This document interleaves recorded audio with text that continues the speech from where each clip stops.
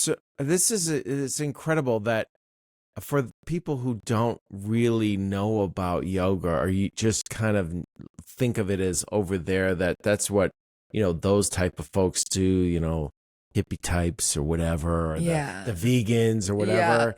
I mean, the way I view it is yoga is for anyone. Oh, And yes. it's being, from the athlete. I remember distinctly when my son was looking at colleges, and one of the colleges, actually not too far from here, wanted him to play baseball, and they were actively recruiting him. And they showed us all of their training facilities. And one of the things they said, and yeah, and this is where we do yoga. I was like, what? Yes, I Really? love I that. couldn't, that's a very Yes. enlightened mind. And Yes. also, um, that yoga, I just saw something, an article the other day that yoga is being introduced in a prison.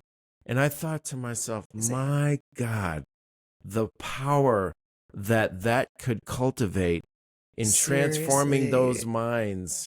And could you speak a little bit to that yoga is really for anyone? And I think if anybody could reach just about anybody, it would be you. Yeah, you're very unique. I mean, Thank you. you've got a power and a persona.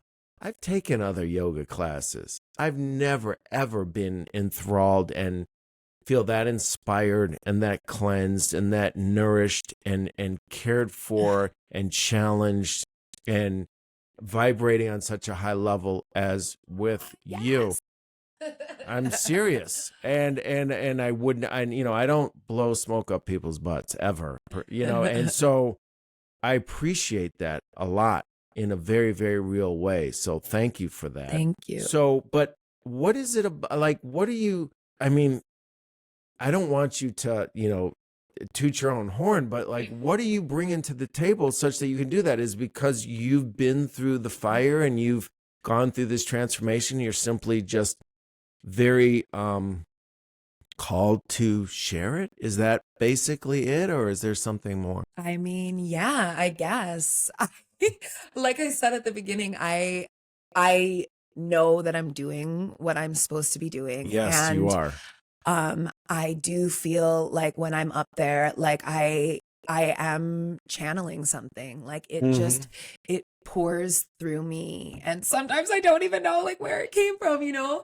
It really does. It pours through me. I know the creative process. It's like Hmm. when it pours through you, it's just, and that's how I feel. That's how I feel every time. Like no matter how many people are there, So many how many times you've said just the thing that I needed and to hear. And I'm like, how the hell did you know that? It's people like you're talking always right to say me. that. Really? People always say that. How did you say exactly what I needed to hear? How Yes. did you know exactly what I was Yes. thinking? How did da? I'm just But getting present to that right now. it's because we're all divine channels, and the Mm, practice is a co-creation, and we mm. are channeling one another. Like, and yeah, that's part of it.